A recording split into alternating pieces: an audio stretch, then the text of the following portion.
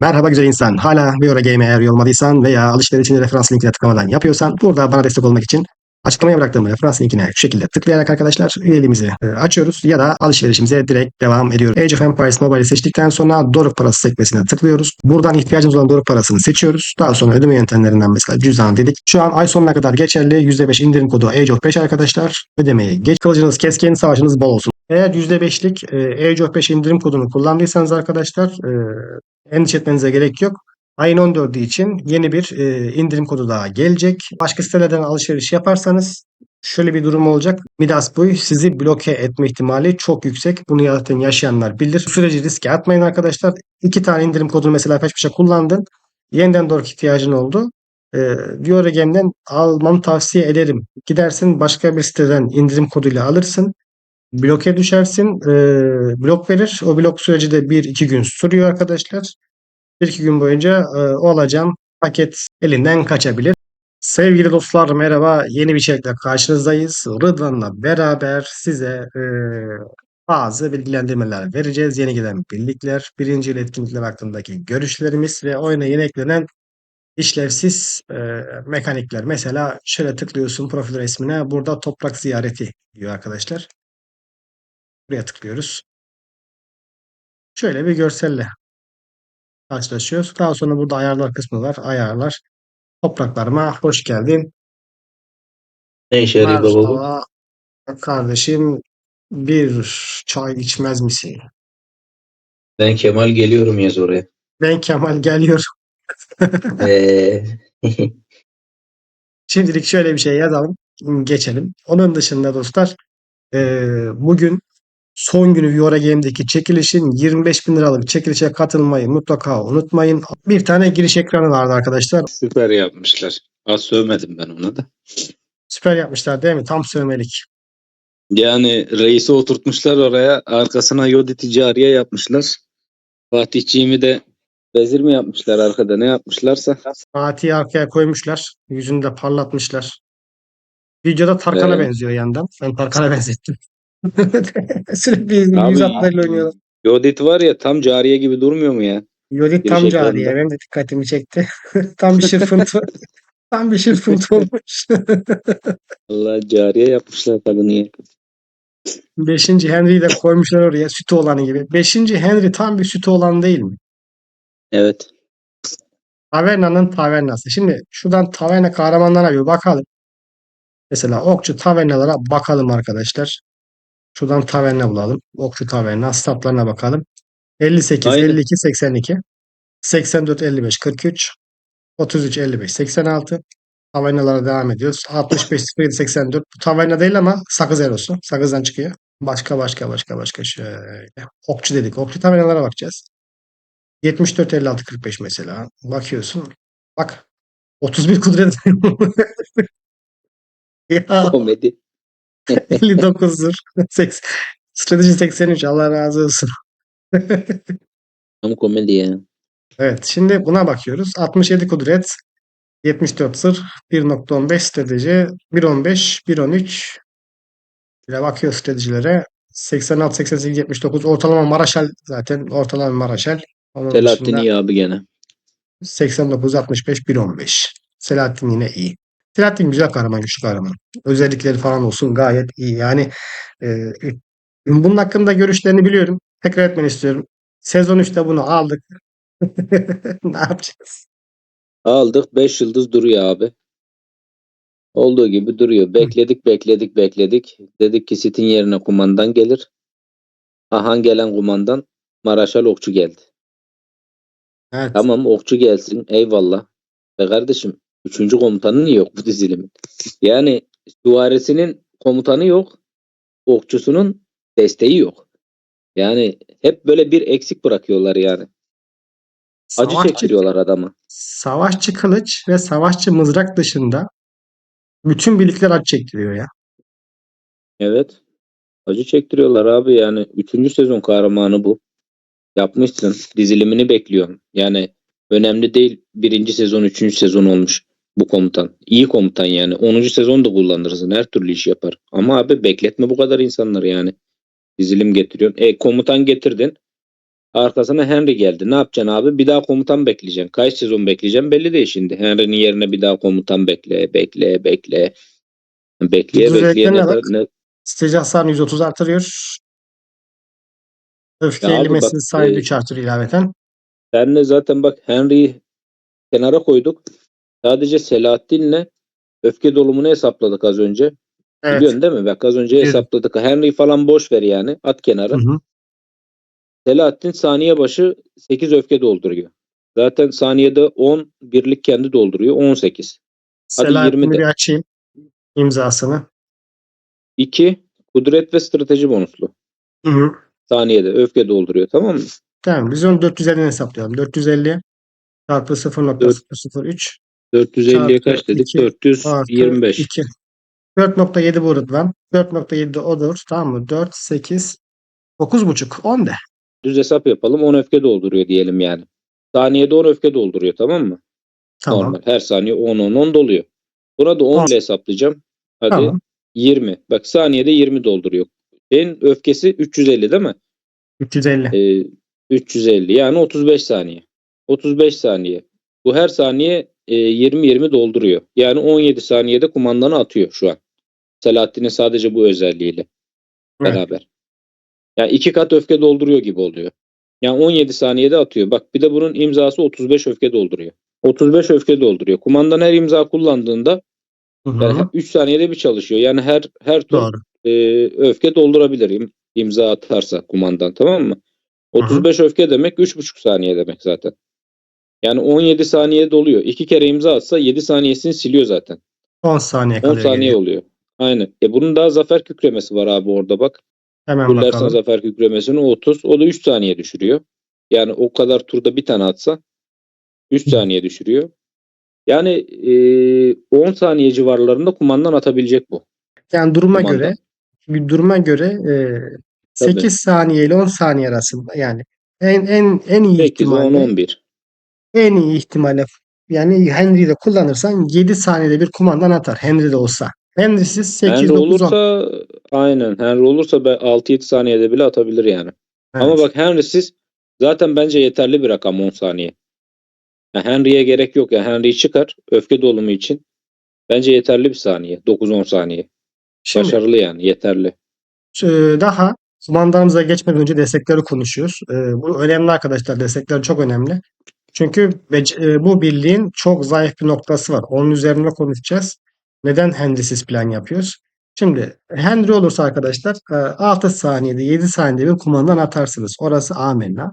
Henry olmazsa 2 saniye kaybedersiniz ama başka ne kaybederiz ona bakıyoruz arkadaşlar. İmzasından gıdıklayan bir hasar dışında 9 saniyeliğine %8 strateji bonuslu azaltır diyor. Yani senin Henry ile yakalayacağın artı 2 veriyor.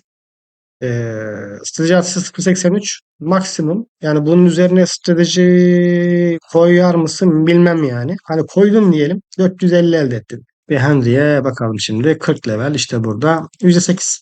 Ya %8 9 saniyeliğini azaltıyor strateji bonusu. Bunun stratejisi olsun 400 olmaz 420 falan anca olur herhalde. Artışları %18, kötü. %19 bir hasar azaltımı var imzasında 9 saniyeliğine. %35 ihtimal var. Zaten aynen full çalışabilir kumandanı da bununla beraber 9 saniyeyi yakalar full çalışır bu hasar azaltması. Peki bunu kullanırsak mesela ne kullanabiliriz? Daha hızlı kullanmak için şef kullanabilirsin.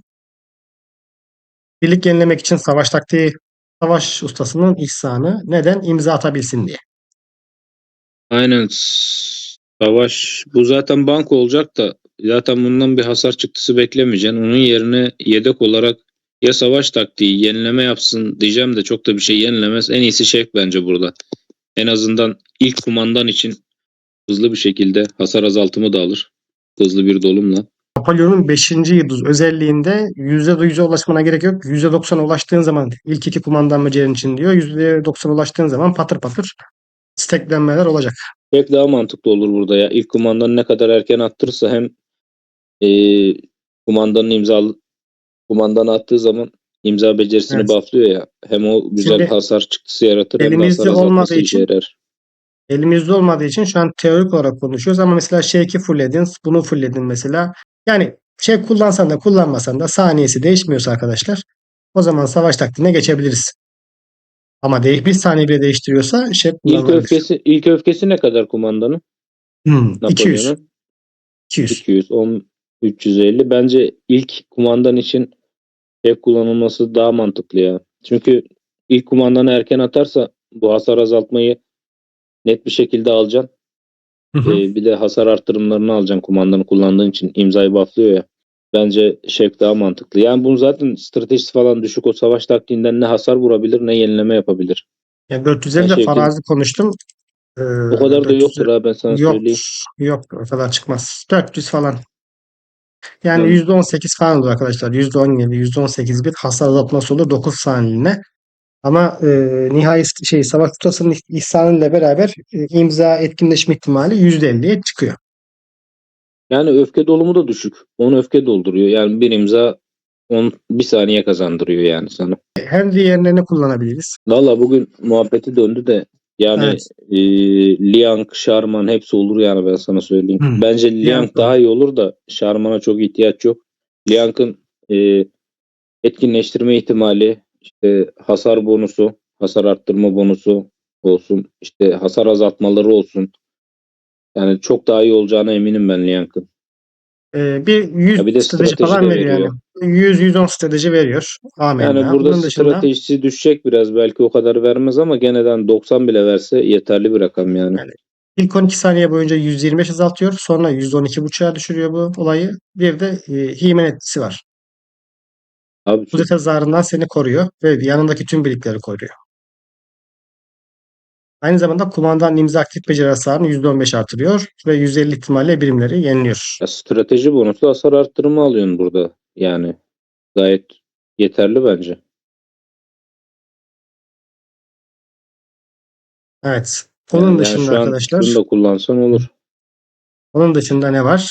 Savaşa girdikten 3 saniye sonra 9 saniye boyunca kumandanın imza aktif beceri hasarını %30 ve etkinleşim ihtimalini %10 artırır. Bu arada zaten Napolyon'a gelince söyleyeceğiz. İmzasını seri seri atması, çok hızlı atması neden önemli anlatacağız arkadaşlar onu. Bunun yanında bir de huzurlu sığınağı var işte. Lian kullanılabilir. Burada size şöyle bir örnek göstereceğim mesela hani olabilir niye olmasın diye en basitinden. Bakın 10 numara birlik. 10 numara birlik. Çok güçlü birlik. Lageta ile beraber. Aynen, Tatlar. birliği tamamlıyor. Yani. Evet. Ramses'in stratejisi düşüyor. Ki taktikçi kompu için stratejinin yüksek olması çok önemli bir şey. Düşüyor stratejisi. Birlik bonuslara falan düşüyor ama Lagerta'nın attırdığı imzalar önüne geçiriyor onu arkadaşlar. Ve Lagerta'nın kendi vurduğu hasar ve yaptığı iyileştirmeler. Onu Ya o dengeliyor. kaybedilen buff'ı karşılayıp fazlasını veriyorsa her türlü kullanılır. Yani Lagerta Aynen. burada buff'ı kaybettiriyor ama fazlasını katıyor. Daha iyi oluyor. Yani Evet. burada Liang Liang da o şekilde kullanılabilir. olabilir yani. Onun dışında arkadaşlar Shalman da kullanılabilir. Liang'dan sonra. Hani Liang'ın yoksa Ekstra bir Shalman da. imza. Tabii. Shalman'da özelliği arkadaşlar Napolyon'un imzasını incelediğimizde neden bu kadar önemli olduğunu anlayacaksınız. Şimdi Shalman çok değişik bir kahraman. Yani %30 ihtimalle diyor. %29 hatta ihtimalle diyor. Yani bir savaşta 2 tane de attırabilir. 8-9 tane de attırabilir. Yani gene ortalama 4-5 tane attırıyor. Peki Shalman 4-5 attırıyor. bu attırdığı 4-5 imzaları arkadaşlar şeyle attırıyor yani böyle %30'lara yakın, %25, %30'lara yakın hasar artımıyla artırıyor. Zaten bir de diğer becerilerden hasar artırımı geliyor. İlaveten Shalman'ın da %30-35'lik bir hasar artırımı ekstra imza arkadaşlar bu arada. Yani Napolyon imzasını attı. İkinci sırada Shalman'a geldi. Shalman'ın imzası aktifleşti. İkinci saniyede Napolyon bir tane daha imza atıyor. Olay bu. Yani 2 saniye içinde çift imza attırabiliyor Napolyon'a. Ya bunu peş peşe yaptırabilir. Her tur peş peşe yaptırabilir. Öyle bir özelliği var ki yaptırdığı zaman etkisini zaten görüyorsunuz. Ben aktif oynayan biri olarak etkisini çok fazla görüyorum arkadaşlar. Bu da bu şekilde. Onun dışında savaş Fatih taktiği de var. denenebilir. Hı. Savaş taktiği arkadaşlar işe yarıyor Shalman'da. Hem güzel yani kendince çapınca güzel bir hasar veriyor ve güzel de birlik yeniliyor. Bir de Shalman'ın kudreti de yüksek olduğu için arkadaşlar Kana Susamış'ta kullanıp ilave birlik yenilemelerde yapıp Napolyon'u koruyabilirsiniz. Şarman'da şey yok yani hasar azaltmasıyla e, huzurlu sınak yok. Bu Liang da var. Böyle baktığımız zaman aslında Liang daha iyi. Liang Neden? daha iyi. Bence de daha iyi. Strateji veriyor. Etkinleşim ihtimali veriyor. İmzasını. Hasar artışları veriyor. Savaşın başında yüksek ilk 25 saniye miydi? 12 saniye miydi? Neyse ilk 12 saniye çok yüksek şekilde hasar azaltımı veriyor. Sonra da onun yarısı kadar bir hasar azaltımıyla savaşın sonuna kadar birliği devam ettiriyor. Onun dışında Yani birlik yenilemesi huzurlu sığınak bir etkisi şey çalıştırıyor. söyleyeceğim.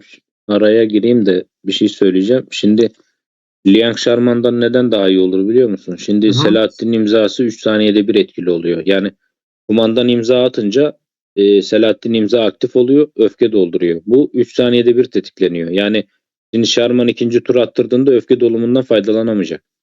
Evet. Burada bizim daha çok kumandanın imzasını etkinleştirme ihtimalini arttırmamız daha mantıklı. Yani o Liang'ın verdiği %10'luk etki falan daha faydalı olur Sharman'a Evet. göre. Tabii. Yani kendi turunda atması öfke dolumu için daha faydalı olur. Aynen öyle. Zaten birinci olarak Liang'ı önerdik. Ender Liang'ın yoksa Shalman'da önerdik. Shalman da güzel iş yapar. Ama Liang Aynen. efsane iş yapar arkadaşlar. Şöyle söyleyeyim. E, Liang Napolyon için Lagertha.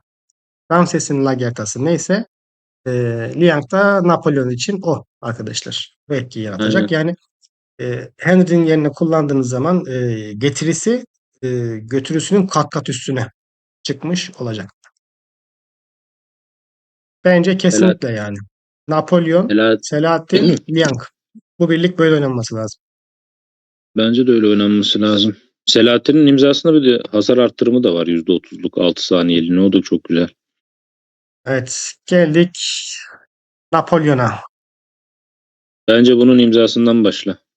Para, para, para. Az çektirmedi insanlara ya. Paracı mı? Çok. Çinlilerin göz bebeğidir bu oğlum o zaman. Çinlilerin Para diyorsan işin gözleri. Birinci etkinliği içinde. Napolyon. Para, para, para. Aynen. Şimdi keşke açsak da şunların 40 level etkilerini görsek. Artış oranları bu şekilde devam ederse, oranlar değiştirmezsek kumandan hasarı 3 yıldızla sanırsam etkisiyle beraber %500 oluyor arkadaşlar. Belki %800'lere kadar çıkabilir. %700, %500 bacağını düşünmüyorum ben. Kaç artıyor? 80 artıyor. En fazla Ama 550 falan olur. şurada da var. %40 da buradan geliyor. Birinci imzadan geliyor. Tam O da var. 590 olsun. 600 civarı olur. Ben İlk hasarı. 600'ü geçeceğini düşünüyorum ya. 600 olur büyük Ha. ihtimalle. 600, 600 700 de çok iyi civarı. ya. İyi Güzel. rakam yani.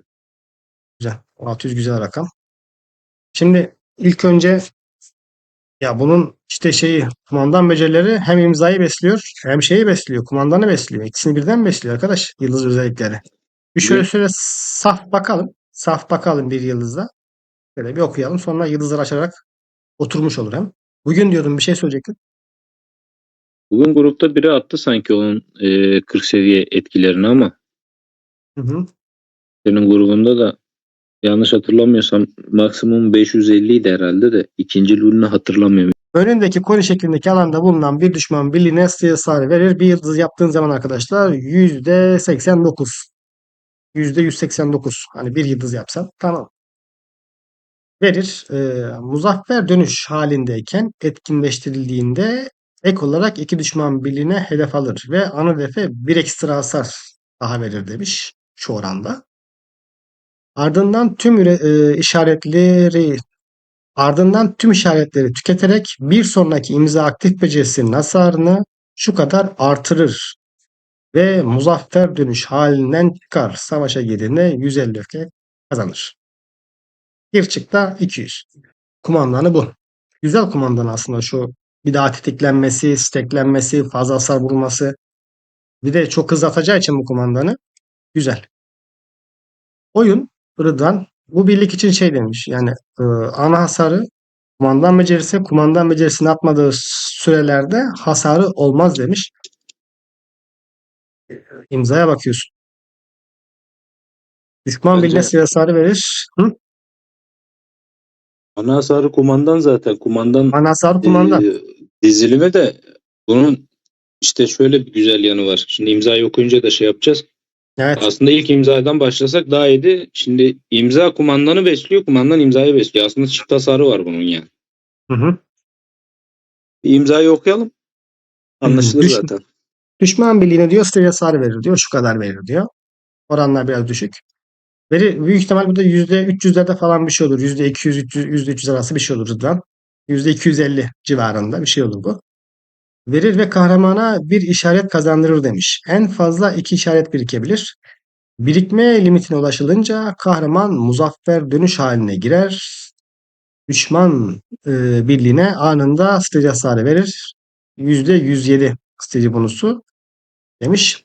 Ve strateji hasarını şu kadar artırır demiş. Kuman olarak görev yaparken savaşa girdikten sonra öfke ile ilk kez %90 seviyesine ulaşınca anında bir işaret kazanır.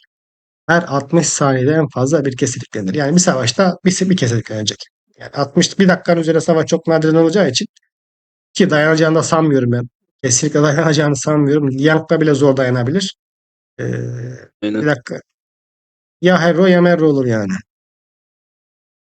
Bunun imzasında benim tam Hı, kavrayamadığım bir şey. Şimdi ilkinde hasar vuruyor, işaret evet. biriktiriyor değil mi? En fazla 2 135 kere biriktir. ihtimalle. Yani Evet. iki imza kullandığında iki işareti biriktiriyorsun. Evet.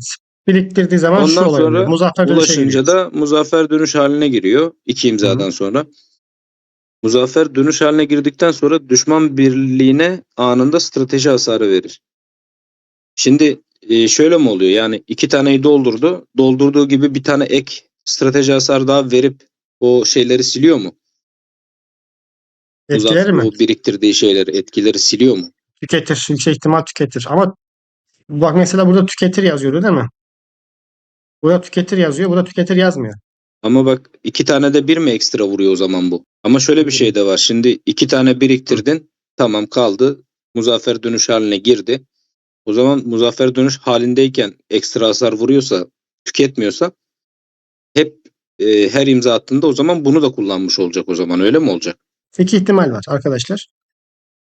Birinci ihtimal tüketir. Tüketirse her iki imzada bir ekstra fazla vurur. Eğer tüketmezse ikinci imzadan sonra sürekli çift hasar atmaya başlar. Olay o. Ben sana bir söyleyeyim mi? Hı, Bu bence kalıcı süre de yok bunda bak. Çünkü şimdi bak strateji hasarı veriyor. Arttırıyor ya bak altta. evet. 5.96 strateji bonus. Bence bu Kalıcı. iki taneden sonra çift vuracak. Hasar arttırımı da kalıcı olarak veriyor. Çok Süre tehlikeli yok bir çünkü hasar. bunda. Çok tehlikeli bir hasar. Aktifleşme ihtimali %135. Bir de buna liyan falan koyacaksın. Strateji ustasının ihsanını falan koyacaksın. Liyan koyarsan bu patır patır imza 50'si atar var. abi. Kendisinin zaten 50. Strateji İhsan 15 veriyor. Net 50. Net 50 ile çalışıyor kendisi şu an. Yüksek morali ha bu var. Bu 15 veriyor. Full'de. Bu 15 veriyor 50. 50. Liang, Liang verecek. 10 veriyor 60. 60 oran 60. iyi. 60 oran çok yüksek bir oran. Öyle. Yani Bu, 5'te 4 atar. 5'te 5, bu 5'te 4. orana sahip kim var? Belisarius var. Burada Belisarius'un attığı imza sayılarına bakarsanız arkadaşlar Napolyon'un ne kadar imza atabileceğini az çok kestirebilirsiniz. Çok tehlikeli bir lig. Yani hasar yönünden tehlikeli bir lig ama dezavantajını da konuşmamız gerekecek. Ya Şu becerilere bakın. kumandanın hiçbir dezavantajı yok. Kumandan 10 numara. Mandan güzel. Birlik olarak. Yani Birlik şu an mevcut değil mi? Mevcut birlik olarak. Bunu konuşacağız. Mevcut birlik olarak. ya birlik olarak o konuşulacak zaten. O şart. Ama kumandan net iyi yani. Çok iyi. Birinci yıldız özelliği imza becerisini İmza. tetikliyor. Aynen imzayı tetikliyor. Kitaptan göreceğiniz üzere. İlahi muhakeme hasar oranını %40 artırır. Muzaffer dönüş halinden çıkarken düşman birliğine verilen siyasarını anında %40 artırır. Bak şimdi Muzaffer dönüş halinden çıkarken diyor. Bak demek ki bu bence iki imzadan bir kere üçüncü imzada tetikleniyor. Bak çıkarken diyor. Çıkıyor demek ki Evet, burada. çıkıyor. Öbür hasar attığı zaman. Hmm. Yani iki biriktirdin. Üçüncüyü çift vuruyor. Çıkıyor o halden. Zaten bu en altta bir tane %90 olduğunda bir tane işaret verir diyor ya. O Evet, muhtemelen kumandanı atmaya yakın ekstradan bir tane sana veriyor ki kumandandan faydalanabilmek için. evet Çıkıyor bu. İki imzada bir ekstra çıkıyor. vurduruyor. Aynen burada Aynen çıkıyor. aydınlanmış oldu. Birinci yıldızda artış oranı 2 arkadaşlar. Beşinci yıldızda 4. Standart. Standart. kumandan becerisini bufflayan bir özellik 3. yıldız. Korsika Alevi hasar oranı %50 ve ana defa verilen strateji hasarı oranı %50 artırır diyor. Hem hasarı %50 artırıyor, genel hasarı, hem de ana defa verilen hasarı ilaveten %50 artırıyor. Muzaffer dönüş halinden çıkarken aynı ibare.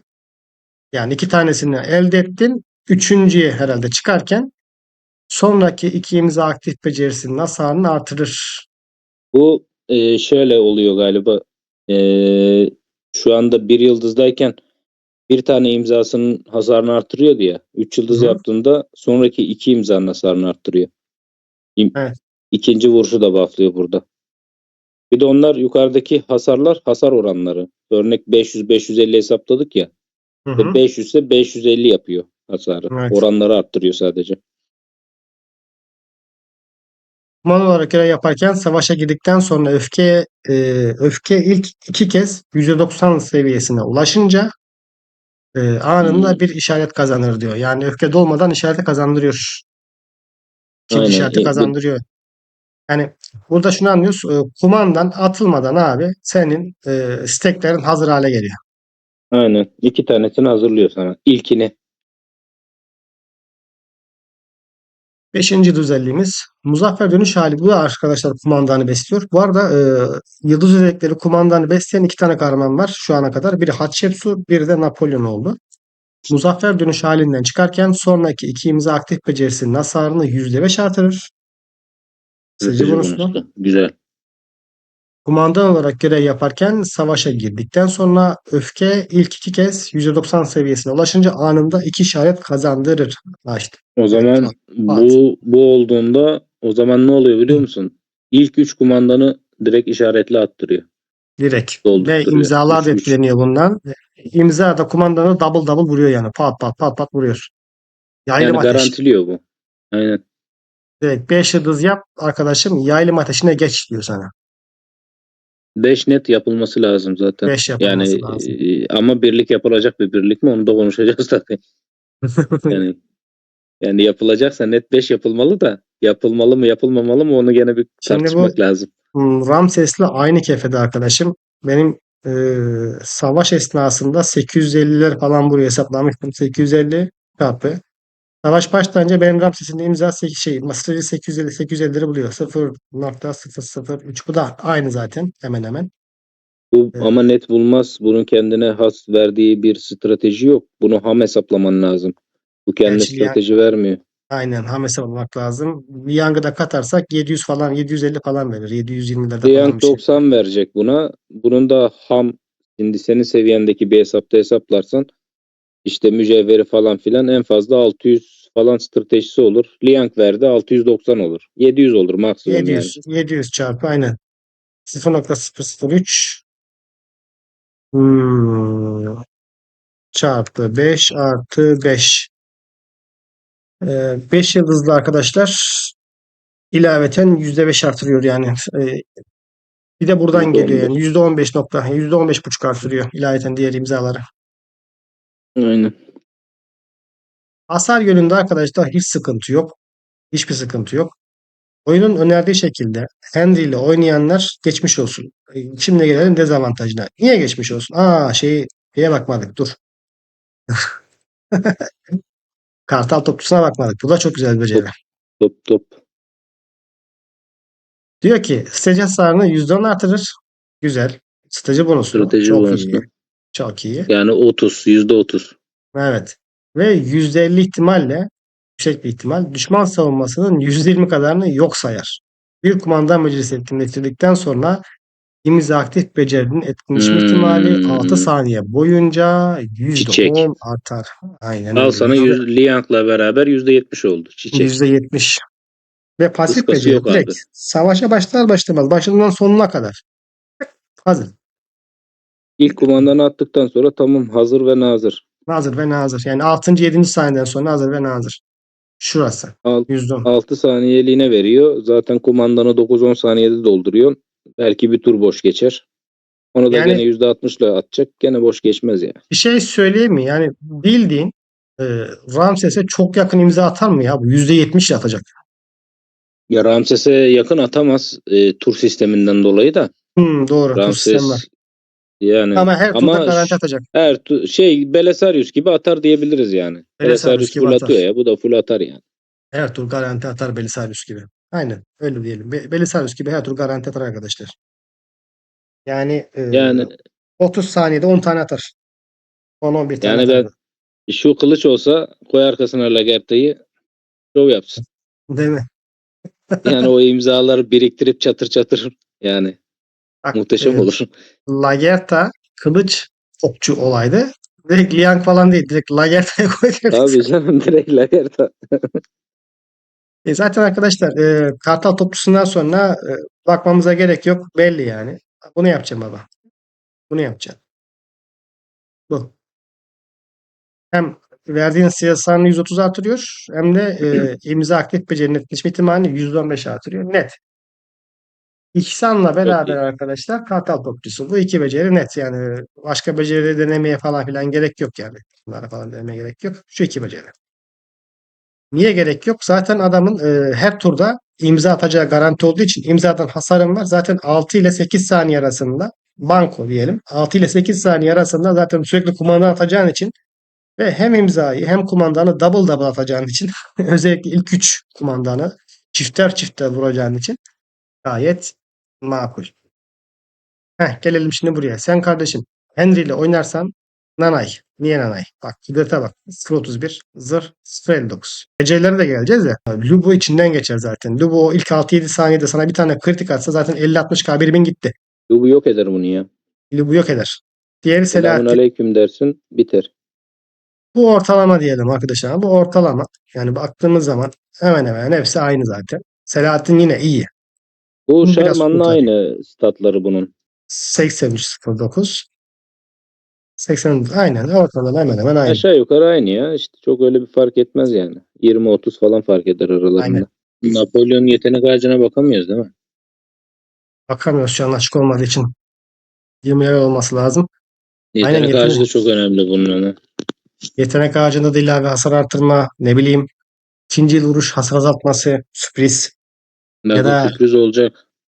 yetenek etkinleştirme belki Ne zaman %80'ler geliyor atacak. bu? 14'ünde. Gördü ne zaman ki? Peki 2 Bugün gün ayın sonra 11'i. salı gece. Salı gece gelecek. Evet, Salı gece gelecek. Bunun Salı gece statlarına baktığımız gelecek. zaman bunun statlar da ortalama. Ama bu birlikte yok. Bu birlikte birlik yenileme namına hiçbir şey yok. Yani beceriden ziyade geçtim imzalarda falan birlik yenileme namına hiçbir şey yok arkadaşlar. Hasar azaltma namına. Yani Selahattin'de şey var. Savaş taktiği var bak. Aktif beceri. Ya zafer kükremesi zaten zayıf noktaya gerek yok. Hasarı yok bunun zaten. Hani hı hı. şu savaş taktiğini kullanıp ince bir yenileme alabilirsin burada. Bunun Bu becerisine Henry'nin kumandan becerisi neymiş ya? buna mı bakalım? Önündeki en fazla düşman birliğine sıra hasar verir demiş. Köpten. Bu bana neyi hatırlatıyor biliyor musun? Hı. Sezar'ı hatırlatıyor. Dümdüz. Cao Cao da öyle. Cao Cao da Sezar gibi. Aynı Sezar gibi. Statları. Birebir Teneke. aynı. Teneke. Cao Cao Gayet Teneke. Henry Teneke. Teneke ordusu.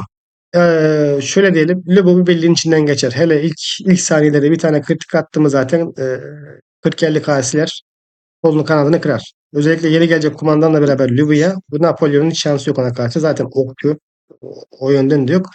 Birlikte hasar azaltma yok. En azından Lubu'da Timur var ya. Yani oynayacaklar için Timur var ama şimdi yeni gelecek kumandanla beraber Timur mu Atilla mı akıllarda soru işareti. Akıllarda soru işareti. Orası da ayrı bir boyut ama Kiros'la ya özellikle Kiros deşer ama bak Kiros'un da savunma yönü düşük kalabilir. O Kiros hasar yer Kiros'un bundan. hasar yer ama Kiros hasar güzel de yer hasar bundan. atabilir. Güzel hasar vurur Bence ya. Ramses'ten güzel hasar çıkartır bu. Ben sana Güzel söyleyeyim hasar bak. vurur. Çok güzel hasar vurur. Ramses'ten iyi vurur yani. Ama defansif yönden, savunma yönünden zayıf bir kont. Çok kötü. Birlik Çok kötü. olarak kötü. Ama Yani bak birlik. yetenek ağacından ne çıkacağını bilmiyorsun. Şimdi de okçu birliği olduğu için arkadaşlar okçuların da yani birliğinin de defansı zayıf. Okçuların da o da var. Hem okçular Aynen. yönünden, asker yönünden hem de komutanların yani arkadaki destek komutanların Selahattin Hader neyse de hani statları ve yetenek karşı becerilerdeki defansif yönlü becerilerin çok olmayışı. Bakıyorsun mesela Şarman'ın zırhı var. Stratejisi yüksek, kudreti yüksek Şarman'ın. Yüksek kalıyor. Bir şekilde kurtarıyor ama arkasında Liang geldi mesela. Huzurlu sığınak var, hasar azaltması var. Ne bileyim bir Mansa Musa. Hani böyle şeylerden bahsediyoruz.